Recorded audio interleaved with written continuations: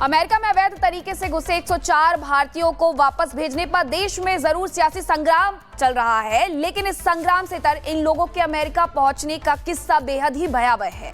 America से लौटे इन भारतीयों ने डंकी रूट को लेकर के जो खुलासा किया है वो हैरान कर देने वाला है।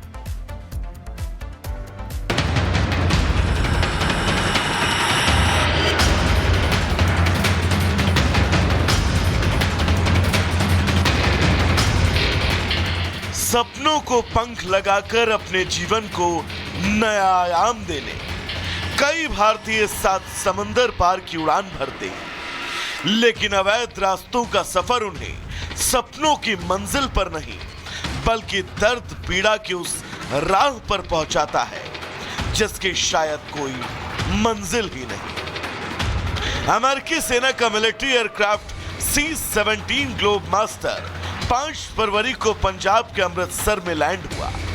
विमान में 104 प्रवासी भारतीय थे जिन्हें अमेरिका ने डिपोर्ट किया था। इसके बाद से जो तस्वीरें और वीडियो सामने आए उससे देश में खलबली मच गई। इनमें इन प्रवासी भारतीयों के हाथों में हथकड़ी और पैरों में बेड़ियां हैं। बच्चों को विदेश भेजने वाले परिजनों ने कभी सोचा भी ना होगा कि वे हथकड़ियों में जकड़े देश वापस लौटेंगे।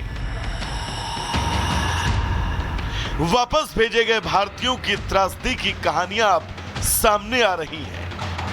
हर किसी का दर्द अपना संघर्ष है। टूटा अमेरिकी सपना, अमेरिका से जो लौटे उनका दर्द सुनिए। उत्तर प्रदेश के मुजफ्फरनगर के रहने वाले देवेंद्र उन भारतीय प्रवासियों में शामिल हैं जो अमेरिका से डिपोर्ट किए गए हैं। देवेंद्र ने जो अपनी आप बीती सुनाई उसे सुनकर आपका कलेजा मुंह को आ जाएगा।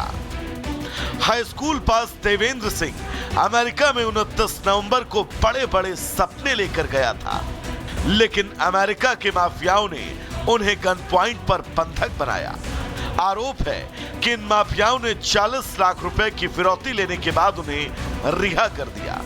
माफियाओं ने उन्हें मैक्सिको में भेज दिया, जहां आर्मी ने उन्हें अपनी गिरफ्त में ले लिया। फाइनल फिर वो मैक्सिको ले गए, तो मैक्सिको में जो उनकी पेमेंट सारी रुकी हुई थी तो उन्होंने हमारे से वो पेमेंट ली, तो हमें फिर बॉर्डर क्रॉस करवा दिया वहाँ से। टोटल कितना पेमेंट आपने? 40 लाख रुपए दिया जी। कहाँ ये पेमेंट आपने मुहैया कराया था? ये हरियाणा में करवाया जी हमने मुहैया।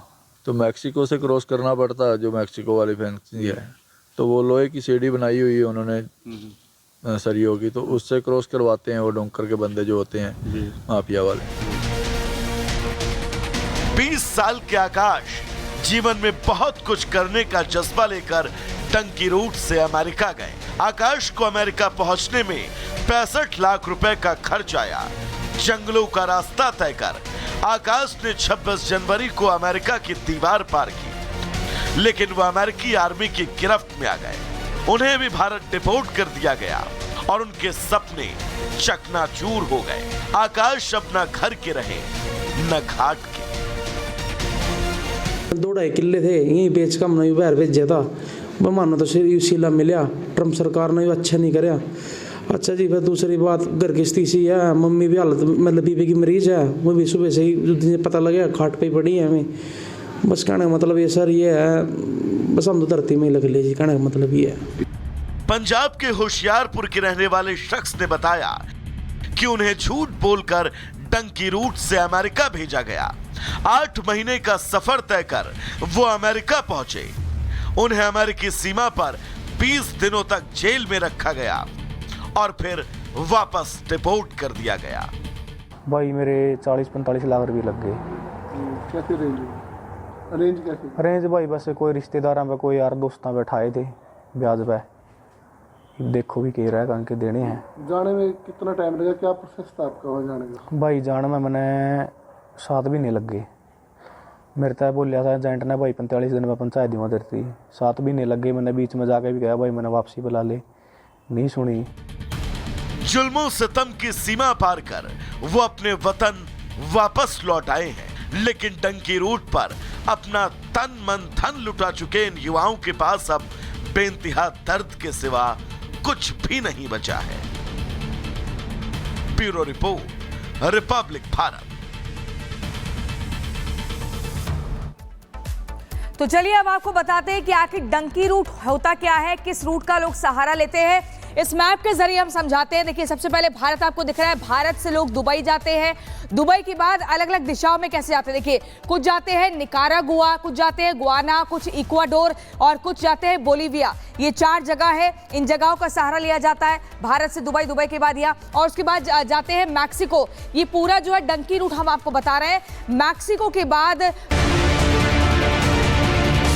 चुनाव प्रचार से शुरू हुई बीजेपी और आम आदमी पार्टी की जंग हर दिन नए स्तर पर पहुंचती जा रही है। पहले चुनावी मुद्दे दोनों के बीच लड़ाई की वजह थे, फिर वोटिंग के दौरान हुए हंगामे को लेकर दोनों दलों में सियासी तलवारें खिंच गईं। लेकिन अब इस लड़ाई में एक और नया एकदम दिलचस्प मोड़ आया है। सबसे पहले आम आदमी पार्टी के संजय सिंह का यह दावा सुनिए। इन्होंने 7 हमारे विधायकों को 15-15 करोड़ रुपए के ऑफर दिए हैं। उनसे संपर्क किया है। हमने अपने विधायकों को निर्देशित कर दिया है कि वो वीडियो बनाएं, ऑडियो बनाएं और इन लोगों को हम पूरे देश के सामने एक्सपोज करेंगे। ये 8 तारीख के पहले का एक जिसको कहते हैं हताशा में उठाया गया कदम है। फिर क्या था? संजय सिंह का दावा सामने आने के बाद आम आदमी पार्टी ने सोशल मीडिया पर दावों की तो जैसे बौछार कर दी। पार्टी के संयोजक केजरीवाल ने एक्स पर पोस्ट लिखा, जिसमें उन्होंने वही दावा किया जो आप नेता संजय सिंह ने किया था।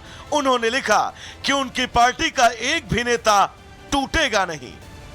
इसके कुछ देर बाद आम आदमी पार्टी की कालका जी से प्रत्याशी और दिल्ली के सीएम आतिशी ने भी सोशल मीडिया पर एक ऐसा ही पोस्ट किया। आम आदमी पार्टी के सुल्तानपुर माजरा से प्रत्याशी मुकेश अहलावत तो अपनी पार्टी के सीनियर नेताओं से भी आगे निकल गए। उन्होंने तो अपने सोशल मीडिया पोस्ट में एक नंबर का स्क्रीनशॉट शेयर किया और दावा किया कि 15 करोड़ का ऑफर उसी नंबर से आया था। आम आदमी पार्टी के इन आरोपों पर बीजेपी ने पलटवार करने में देर न की। बीजेपी ने आम आदमी पार्टी को चैलेंज दिया कि वो सबूतों के दम पर बात करे। संजय सिंह जी, आप आरोप लगा रहे हैं कि आपके किन्हीं 7 विधायकों को भाजपा के लोगों ने अप्रोच किया है, ये कहकर कि आप पासा पलट लीजिए, उनको 15 करोड़ पे उनको ऑफर किए। कृपा करके निराधार आरोप लगाने की जगह कुछ तथ्य हो, कोई सबूत तो उनको पेश करिए, अन्यथा इस प्रकार के निराधार आरोप लगाना बंद करिए और ये प्रपंच रचना बंद करिए। ये आपकी हर बार की स्टोरी है। दिल्ली बीजेपी ने आम आदमी पार्टी के आरोपों पर पलटवार किया। दिल्ली बीजेपी ने अपने सोशल मीडिया हैंडल पर आम आदमी पार्टी को चुनौती दे दी और लिखा कि आरोप वापस लेकर बीजेपी से माफी मांगे या कानूनी नोटिस के लिए तैयार रहें। अब तक दिल्ली में जो एग्जिट पोल और माहौल दिख रहा है वो ये बता रहा है कि आम आदमी पार्टी के लिए चुनाव मुश्किलों भरा है। ऐसे में पार्टी का यह आरोप महज एक दावा या फिर दांव है, ये देखना होगा। Bureau report, Republic.